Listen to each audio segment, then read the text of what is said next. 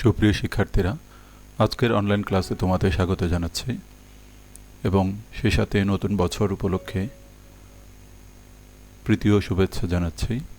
আজকের ক্লাসটি BBA pass কোর্সের অ্যাডভান্সড অ্যাকাউন্টিং বিষয়টির চ্যাপ্টার 1 অর্থাৎ প্রথম অধ্যায়ের accounting for stock holders equity.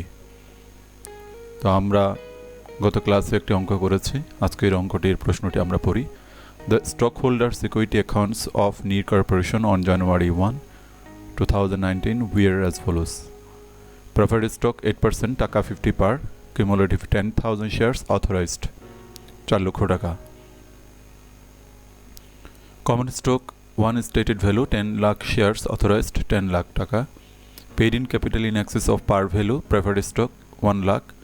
Paid in capital in excess of stated value common stock 14 lakh 50,000.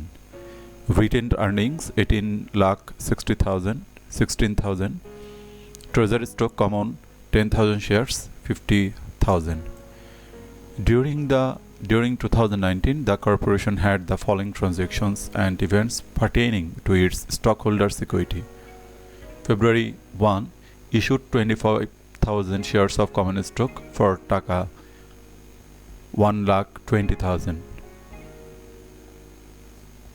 অর্থাৎ ফেব্রুয়ারি 1 তারিখ 25,000 শেয়ার ইস্যু করেছে। কমন স্টকের 25,000 শেয়ার ইস্যু করেছে 1,20,000 টাকায়। Sold 6,000 shares of treasury stock for টাকা 33,000 33,000 টাকার ট্রেজারি স্টক বিক্রি করা হয়েছে। Issued 5,000 shares of common stock for a patent valued at টাকা 35,000 35,000 টাকার মূল্যের একটি পেটেন্ট বিনিময়ে 5,000 শেয়ার ইস্যু করা হয়েছে। Purchased 1,000 shares of common stock for the treasury at cost of taka 6,000 একটু কমন স্টক কেনা হয়েছে 1,000 share for the treasury stock at cost of taka 6,000 determined that net income for the year was 4,52,000 no dividends were declared during the year এই বছরে কোনো লভ্যাংশ ঘোষণা করা হয়নি। তো এতে বলেছে জার্নাল করার জন্য। বি নাম্বার বলেছে enter the beginning balances in the accounts and post to the journal entries to the stock holders equity accounts use J5 for the posting reference. সিতে বলেছে prepare stock holders equity section at December 31st, 2019 including the disclosure of the preferred dividends in arrears. আসো আমরা journal entries দেখি। শুরুতে বলেছে ফেব্রুয়ারি 1 issued 25,000 shares of common stock for টাকা 1,20,000 তাহলে 1,20,000 টাকার ক্যাশ ডেবিট। কমন স্টক 25,000 1 টাকা করে স্টেটেড ভ্যালু। কমন স্টক 1 টাকা করে তাহলে 25,000 টাকা। আর বাকি যে 95,000 টাকা অতিরিক্ত সেটি হচ্ছে paid in capital in excess of টাকা stated value common stock. April 14-এ sold 6,000 shares of treasury stock common for টাকা 33,000 অর্থাৎ 6,000 ট্রেজারি স্টক 6,000 শেয়ার বিক্রি করা হয়েছে কমন ফর টাকা 33,000 33,000 টাকার যে কমন স্টক যে ট্রেজারি কমন স্টক সেটা বিক্রি করা হয়েছে। তাহলে বিক্রি করা হলে ক্যাশ আসবে, ক্যাশ ডেবিট। তাহলে এই ট্রেজারি স্টকের দাম ছিল কত টাকা করে? 5 টাকা করে। তাহলে আমরা দেখি 5 টাকা করে 6,000 শেয়ার কত আসে? 30,000 টাকা। তাহলে অতিরিক্ত এখানে বিক্রি করা হয়েছে কত? 33,000 টাকা দিয়ে।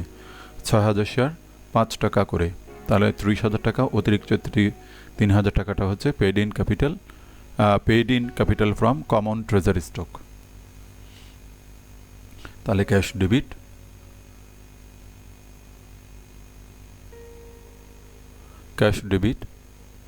Paid in capital from common treasury stock credit. Treasury stock common stock credit. September 3-তে বলা হয়েছে issued 5,000 shares of common stock for a patent valued at টাকা 35,000 অর্থাৎ প্যাটেন্টের বিনিময়ে অর্থাৎ প্যাটেন্টের বিনিময়ে শেয়ার ইস্যু করা হয়েছে। Issued 5000 shares of common stock for a patent valued at টাকা 35,000। তাহলে প্যাটেন্ট ডেবিট, এখানে ক্যাশ টাকা পায়নি, প্যাটেন্ট পেয়েছে, এটা একটা সম্পদ বৃদ্ধি পেলে debit. Patent 35,000। Common stock credit paid in capital in excess of টাকা of stated value common stock. তাহলে আমরা দেখি প্যাটেন্ট হচ্ছে 35,000, কমন স্টক ছিল 1 টাকা করে, তাহলে 25,000 শেয়ার যেহেতু ইস্যু করা হয়েছে, সরি এটা হবে 5,000, দুঃখিত, এটা হবে এই 25,000 নয়, এটা হবে 5,000, 1 টাকা করে 5,000। বাকি 30,000 টাকা হচ্ছে paid in capital in excess of টাকা স্টেটেড ভ্যালু। তাহলে দেখো তারপরে বলেছে সেপ্টেম্বর 3 তো এটা বলেছি November 10 purchased 1,000 shares of common stock for the treasury at a cost of টাকা 6,000, 6,000 টাকা ট্রেজারি স্টক ক্রয় করা হয়েছে। তাহলে treasury stock common debit, cash credit. December 31 determined that net income, তাহলে এটা নেট ইনকাম 4,52,000 টাকা, এটা আমরা income summary debit, written earnings credit. Option বিতে বলেছে enter the beginning balances in the accounts and post the journal entries to the stockholders equity accounts। এখানে যে অ্যাকাউন্টগুলো আছে সেগুলো পোস্ট করতে হবে। তাহলে প্রথমে আমরা preferred stock, common stock, paid in capital in excess of par value preferred stock, paid in capital in excess of stated value common stock, তারপর paid in capital from common treasury stock, retained earnings treasury stock common, এই কয়েকটা যে লেনদেন আছে account সেগুলোতে আমরা post করব। তাহলে এটা খুব সহজ। জানুয়ারি 1 তারিখ যে বিগিনিং ব্যালেন্স বলেছে, ব্যালেন্স 40,000 টাকা, 40,000, এখানে দেখো এই 40,000 টাকা ব্যালেন্স ছিল, সেটা হচ্ছে কিসের, প্রেফার্ড স্টক।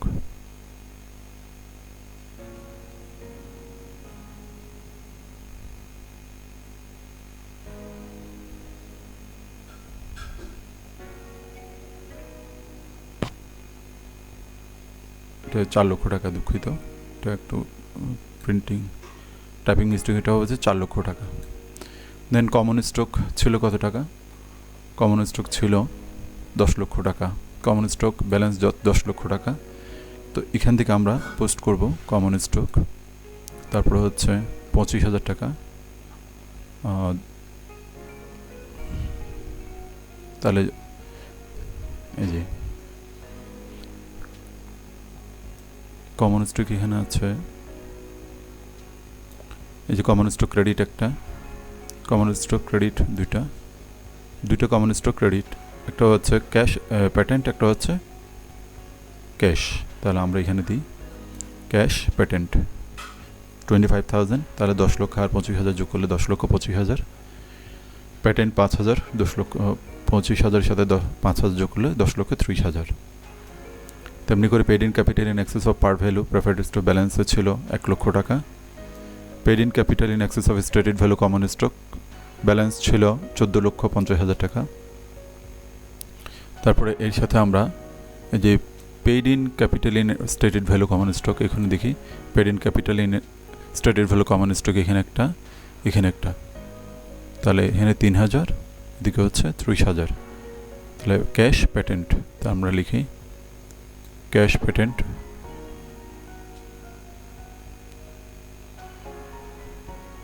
95,000, 30,000, 14,50,000 সাথে 95,000 যোগ করলে 15,45,000, 30,000 যোগ করলে 15,75,000। তারপরে paid in capital from common treasury stock, এটা ব্যালেন্স ছিল 3,000, এটা বসে দিলাম। রিটেন আর্নিংসের ব্যালেন্স ছিল, ব্যালেন্স এখানে এসে দাঁড়ায় 18,16,000 টাকা। ট্রেজারি স্টক কমন সেটা হচ্ছে ব্যালেন্স ছিল 50 লক্ষ টাকা, 50,000 টাকা ক্যাশ। আমরা এগুলো যদি দেখি treasury stock common, treasury stock, এই যে ট্রেজারি স্টক কমন এদিকে 6,000 টাকা, এই যে ট্রেজারি স্টক এদিকে ক্রেডিট কত হচ্ছে 30,000 টাকা। তাহলে এগুলো যোগ করলে আমরা এখানে পাই যে 3,000, একটা 30,000, একটা 6,000, তাহলে 50, এটা বিয়োগ করলে 20,000, যোগ করলে 26,000। এই হচ্ছে পোস্টিংগুলো। আশা করি বুঝতে পেরেছ। আমরা সি অপশনটা পরবর্তী ক্লাসে করব। ধন্যবাদ সকলকে।